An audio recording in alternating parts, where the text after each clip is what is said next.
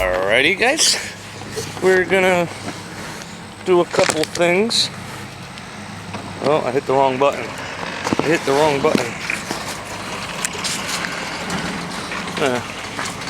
Do some stuff. You're probably wondering what we're gonna do. Well, if anybody's been paying attention past couple of months, we're going to fix stuff. Oh, it's back on jack stands again. I know. I just can't seem to get away from this. It's brutal. So last week, or Saturday, I was left work, went to the gas station, filled up the tank in this thing because I was going to a car show about 40 miles away. That was actually a cruise type of show. And I get back in and the goddamn thing won't start. It's just sitting there cranking. You know, I don't sit there for like an hour and just freaking key on and fucking what did it. You know, I'm trying to crank it. It's going, what did it do? Nothing. Battery's not dead. I think I have a problem with my hot start, which would seem painfully apparent after all this. I think it needs more fuel at hot, and I just realized in the past month that I really haven't gone anywhere. Stopped for 5 minutes and then fired it back up. I'd go to work, or, you know, I'd go to a show, or, you know, the gas station's only a couple minutes from my house, so the car wouldn't get too hot there. I'd go and fill it up and it'd be all good. Not this time. I was out driving it around and I was like, it needs fuel. So anyway, I got the car towed home. My old company, actually, my old boss came and picked it up for me. I now owe him a tow. And I ripped out my starter. Put it on the bench, tried to fire it up, and it was like, no. So I went back and forth for a couple of days on what starter I wanted to use. And what I ended up doing was, after talking to a bunch of people, I bought one of these cheap $60 Amazon ones that apparently people have good luck with. Now, if you remember, I've already put one of these in the car. Well, it was a Tilton style, and it didn't last very long. But this is much bigger than that, and what I'm going to do is, over the winter, I'm going to buy a Power Master starter for it for like $180, $190, whatever they cost. And I'm gonna put this on the shelf back in the box and keep it as a spare, because I want to have spares. I want to do drag week, so this would come with me on drag week just in case. My buddy's running drag week right now. He's just hoping to finish it at this point because he's got 20-second time slips, and if anybody knows anything about drag week, it's because he can only go 850, and he's gone 842, 846, and then he said the hell with it and went 815 today at ACO. Goes to MIR tomorrow. He's going to turn it up more and try to get into the 7s, and he just wants to complete drag week. But anyway, I wanted to do drag week this year because it is on the East Coast. They did. Started at Virginia, went to Cecil, ACO, MIR, back to Virginia. But my mother's wedding's this weekend. Family comes first. It's mid-September, October, November, December 1. I said I'd pull the car off the road for the winter and start my upgrades. So I need it to last 2.5 months. My drive shaft should be here this week. That's one of the other reasons why it's up on jack stands. I'm waiting on the drive shaft any day. I don't know when it's coming, but hopefully it's this week. Stick the drive shaft in, and if the vibration goes away, I already talked to Derek, get it up on the dyno, make some freaking jam with this thing, and we go to the track. I got a helmet for my birthday from RJS Safety Equipment. I've been working with Sean down there. He's helping me out. I got a helmet coming from him. I got to pick up my seat belts and a window net from him. And then I'll buy the fire suit over the winter or the springtime. Because I'm probably going to go with like a 15A. I'm going to do a video about safety equipment, personal safety equipment. I don't have it all, but I can still talk to you guys about it and what you should and shouldn't do. But we'll leave that for another video when a couple of weeks, a week or two. Anyway, I guess we could get this starter in. First things first is I'm gonna add some fuel to this thing when it's at 200 degrees on cranking.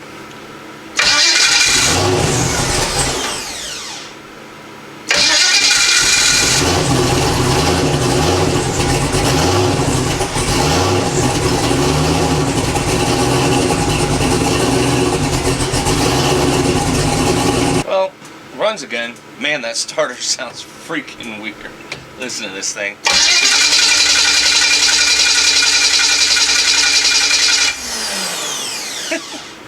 Definitely don't sound like no stock one. Alright guys, where were we? Taking about a week off. Life's just been super hectic. My mother got married and work and kid, and it's just been hectic. So we went over getting the starter back in the car, and last I left off, we were waiting on my drive shaft. My drive shaft is in, except not to my house.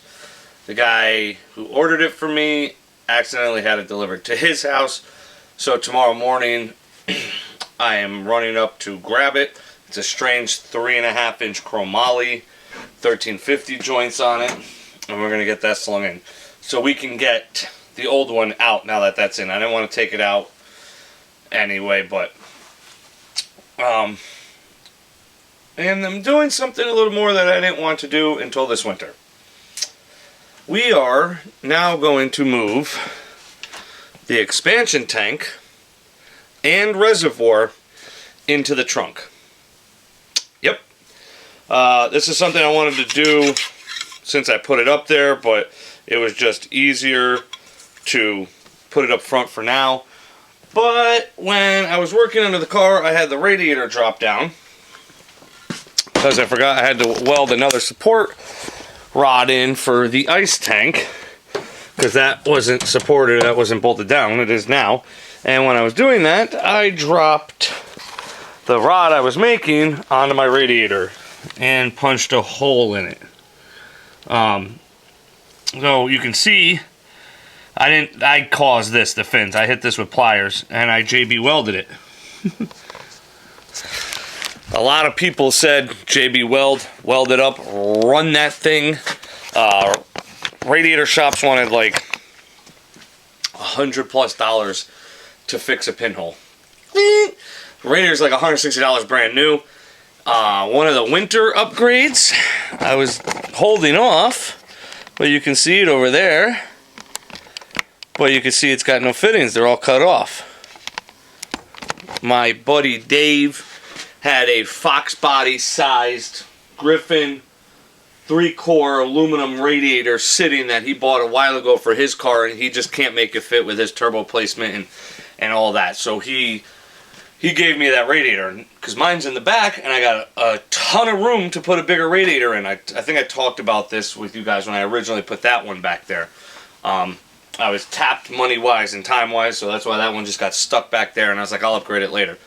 But wintertime, upgrading to that. Anyway, a lot of people told me I could JB weld it and it'll hold. One guy, you know, he just blew his head gasket from here to the moon, and he's like, my cooling system saw more PSI than anything, and my JB welded radiator is still holding. So I cleaned it up, JB welded it, got it dry. That radiator is actually full of water right now just to make sure. It's good. Oh, I gotta drain it, let it dry, and what I'm waiting for is I'm waiting on a weld fitting and a couple feet of dash 12 hose so I can remake the hose that goes down. And what I'm gonna do is I'm going to drill a hole where the old cap used to be, right here. Bung. And I'm going to weld a -12 fitting on there and run the line, and that will be my rear point. And another good thing is I got more fluid behind the rear tires now. So if that cap were to fail and it would spray everywhere, it's behind the car. So there's no cons to this, except I gotta remake a line, I gotta weld the fitting, I gotta move the bracket. So what we're gonna do is we're gonna cut the bracket I made off. Turn my air on. I got the bracket right here that I made and welded to the frame rail, and we're gonna cut this off, and I'm gonna flatten it out, and hopefully it works and I could just fucking weld it in the back. I'm actually more pleased about not having it in the bay. Cleans it up.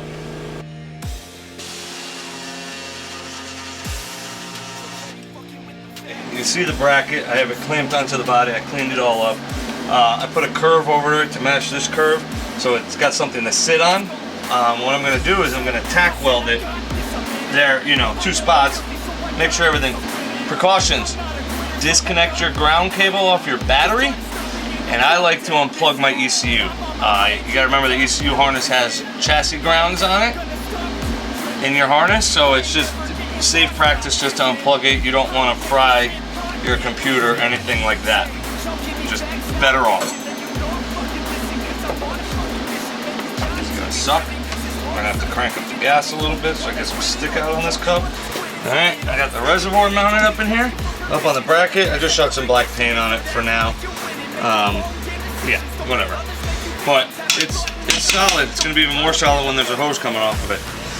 The problem I'm running into now is that the overflow tank is almost too big for that location. It's always something.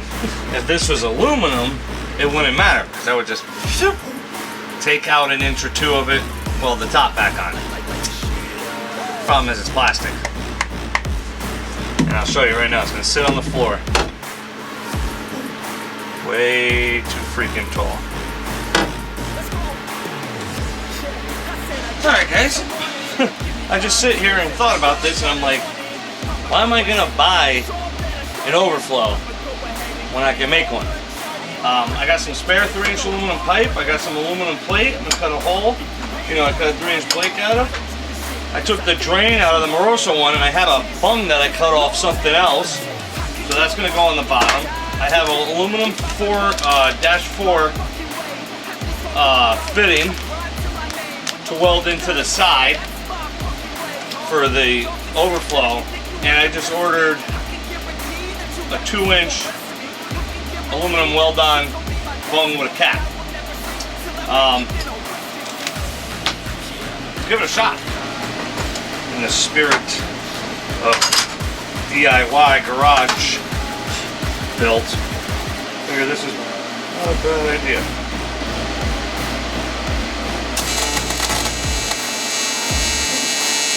Alright, that's almost done. See the drains in there.